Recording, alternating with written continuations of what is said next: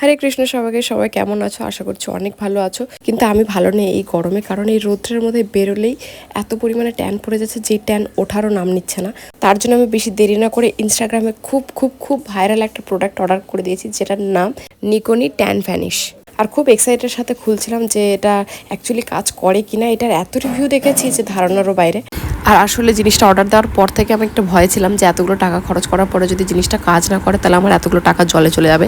But হ্যাঁ, জিনিস যদি ভালো হয় তখন সেটার পিছনে টাকা খরচ করলে কোনো গায়ে লাগে না। সেটা মনে হয় যে না, অ্যাকচুয়ালি কাজ করছে, তার জন্য এটার পিছনে আমরা টাকা খরচ করতে পারি।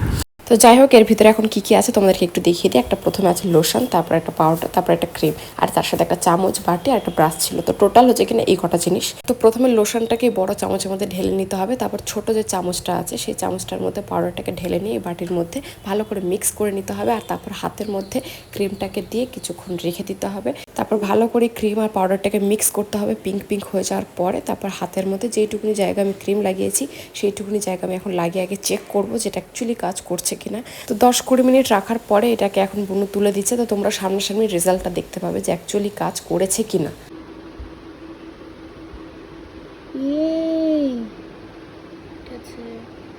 এটা তো কাজ করেছে মানতে হবে, কিন্তু হ্যাঁ, ইনস্টাগ্রামে যেরকম পরিমাণে দেখাচ্ছিল সেরকম না হোক, কিন্তু কাজ করেছে। আর তোমাদেরকে আমি বাইরে এসে বাইরের আলোতেও দেখিয়ে দিলাম। আর এখানে আমি হেয়ারগুলো রিমুভ করা ছিল না বলে আমার হেয়ারগুলো যেইটুকুনি জায়গা প্রোডাক্ট লেগেছে সেইটুকুনি জায়গা হোয়াইট হয়ে গেছে। তো তোমরা যারা নিতে চাও তো নিতে পারো, দিস প্রোডাক্ট ইজ ফাইন।